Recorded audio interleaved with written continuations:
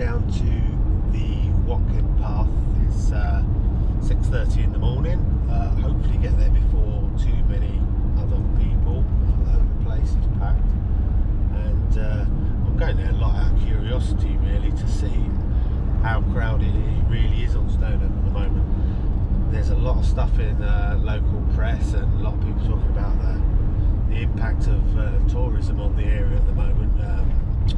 Still a lot of people aren't going abroad for holidays, and this is apparently the most popular destination in the UK.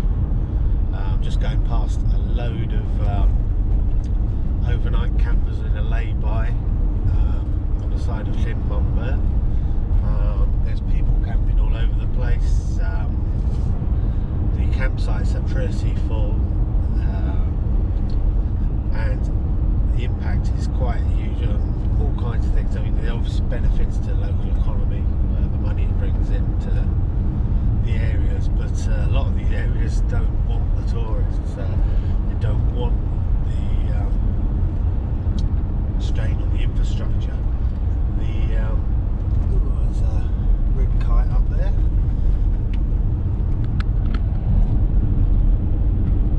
The impact, the bad side of it is that so many people are up there, and the litter they're leaving, it's going to have a major effect. There are already,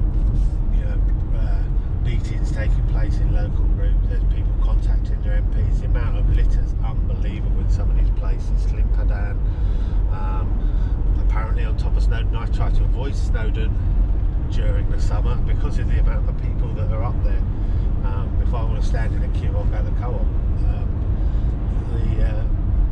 I'll see how it goes. If there's too many people up there, I'll just turn back. It's not what I want to go on the hills for. I understand that people do want to get away. Everyone's got a right to the beauty of the countryside and the feeling of being in the wild, but I don't particularly want that amongst a group of a huge queues of other people. But people just aren't being responsible. Leaving litter on Snowdon, going to the loo right in the middle of a path and just putting a stone on it, leaving sanitary towels on the side, leaving tents, all kinds of waste. And it is quite unbelievable at the moment, and I think it's going to have an impact. I think there will be measures brought in to try and control this, more rangers, stopping people wild camping. You can see people now just on the side of the road there. Anyway, we'll see how it goes today. I'm going to take a wander up and see what it's like. It's supposed to be quite clear at the moment. See the sky coming through. By the time I hit the quarry, it should be sunny. We'll see. Anyway, looking forward to a good walk. Chat to you later. That's a nice view of Snowdon at the moment. Down into Chinkwinnat. What I've seen so far is nearly every lay-by's got someone's, well, most of them are packed, but nearly every lay-by's got someone parked up overnight. Here's another one here, looks like I've been parked up overnight. It's a Wednesday morning, and already it looks like the place is overflowing.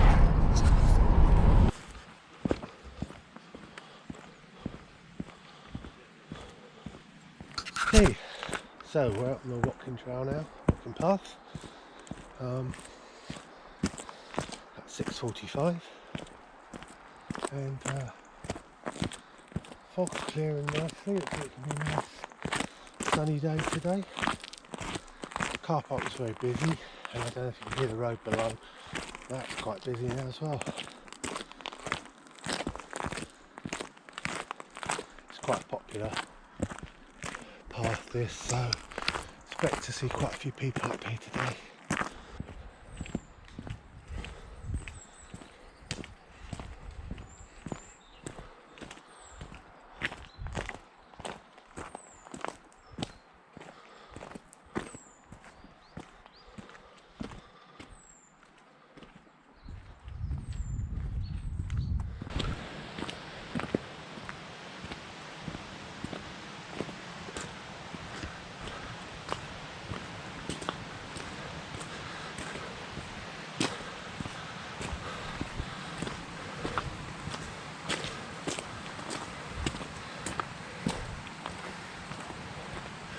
So this is called the Watkin Path because of the guy who built the last stage of it.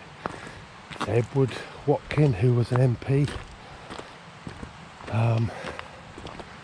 He retired up here near Queensland, and there was a path going from Yr Wyddfa over to the quarry, and he had it finished up to the top of Snowdon, so you could come this way and get to the top of Snowdon, and that's why it's called the Watkin Path. There's a nice little gorge scramble up this stream. Trouble is, a lot of people do it without knowing where the jumps are, and there's been quite a few accidents. People jumping into those pools, that one there, in the wrong place, breaking ankles, twisting ankles, etc. So it's really worth going with a guide on these gorges for your own safety, unless you know the route, of course. And it's not just a matter of watching a gorge party being led and doing what they do. The guide will be giving them specific instructions, where to jump, where to get out, etc. Nice place for a swim though.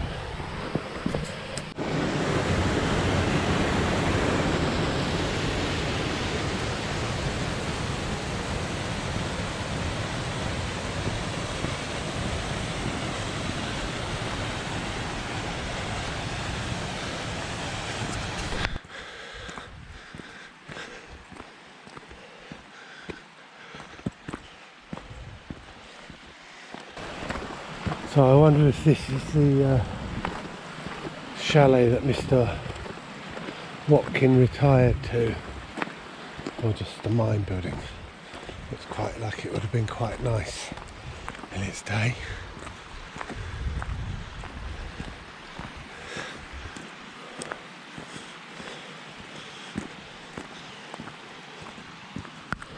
Mountain rescue teams have been really pushed this summer. They're up to 3, 4, 5 call-outs a day, and considering, you know, they're all volunteers, it's a hell of an undertaking. There's all kinds of call-outs, you know, climbers falling, people slipping, people getting lost, people just with the inappropriate clothing on and not the proper equipment. They do a hell of a job. We're coming up to Gladstone Rock now. This is where the Prime Minister William Gladstone addressed the crowd of around 2,000 people, as is well known, to declare this the first national footpath in the UK.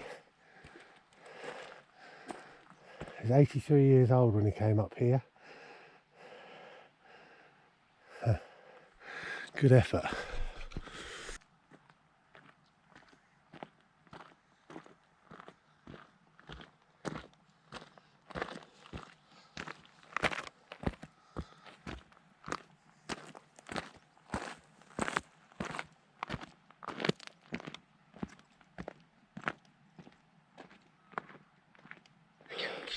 Your current heart rate is 136. So my watch has told me that I've done 4 kilometres, which leaves 2.5 to go to get up the top there. Unfortunately, it's the steepest bit.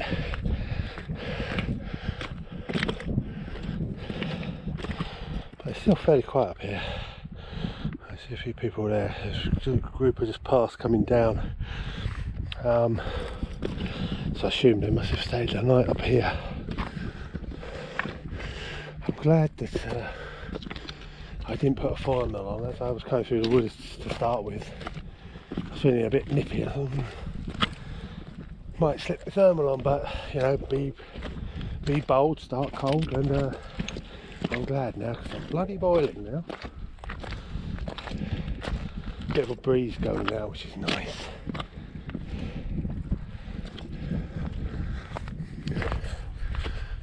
Cheers.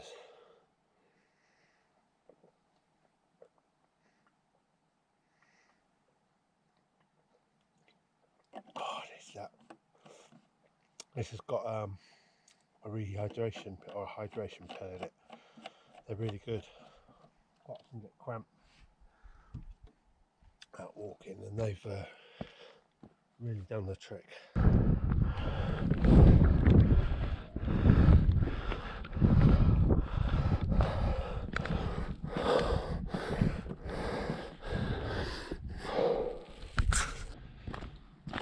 It's really nice up here now. The sun's just coming through the cloud. It's a little bit misty every now and again on top of Snowdon, but that's due to go. You can see up there on the summit there's quite a lot of people up there. I guess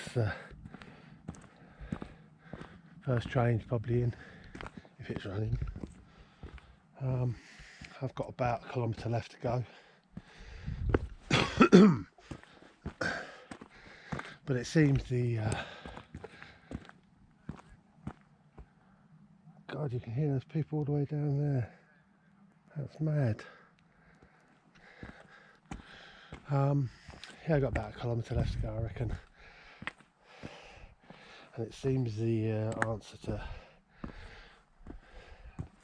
not meeting so many crowds on Snowdon is to start real early and choose. Well, don't go up the Llanberis bar. Maybe not the Pig or the Miners either. Okay, just coming up onto the ridge now, and it's clouding over a little bit up here, but it's due to clear off, and I should get a lovely view here. I've got less than half a k to the summit.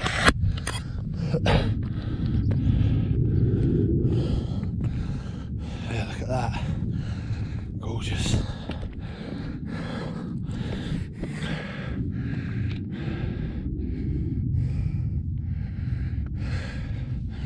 I should have done a time lapse of that cloud coming in there. That'd have been cool.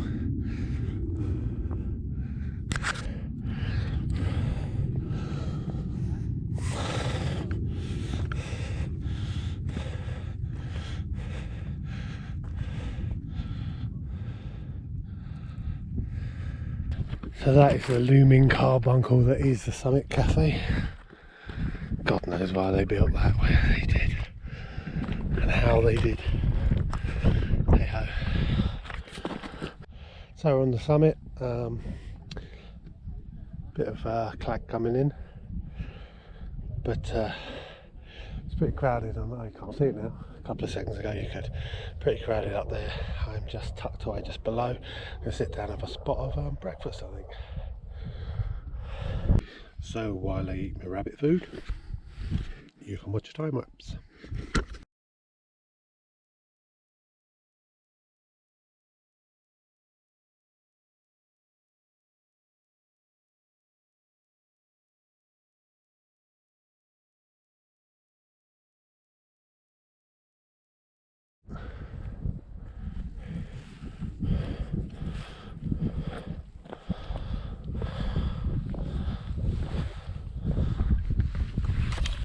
So I've been working my way down the Screech slopes. The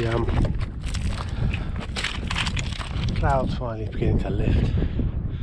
It's been mostly in the fog, downhill so far. There's been a steady stream of people going up there. I left the summit, there are a lot of people up there. I guess by now they'll be skiing on for 11 o'clock I reckon, and it was looking pretty packed before. Come 12, 1 o'clock, it's going to be heaving up there. There's a lot of people coming up this route, so God knows what the others are like. Nice views now though, so the fog's beginning to lift. So it's a good view here of kind of where we went. We went down there, down into the quarry, then back round. So this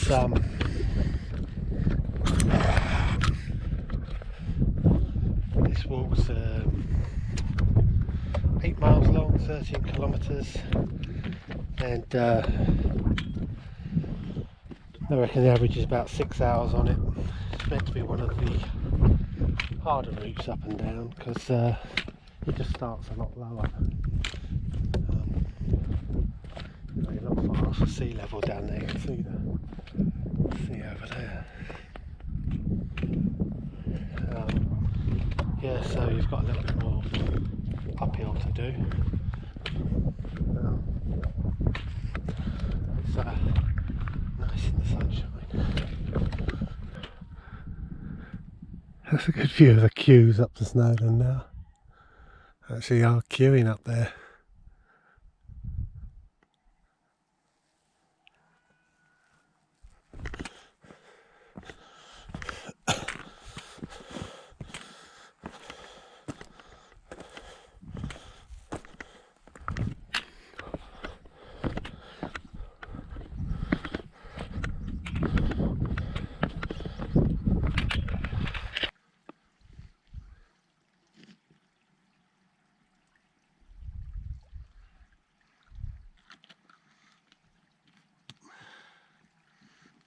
Back to the car park.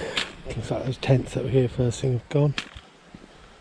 And looks like people are parking badly again. This is why we're going to lose access to places. Anyway, that was a good walk. 5 hours and 40-ish minutes. It's turned into a really nice day as well. Anyway, thanks for watching. I'll see you again.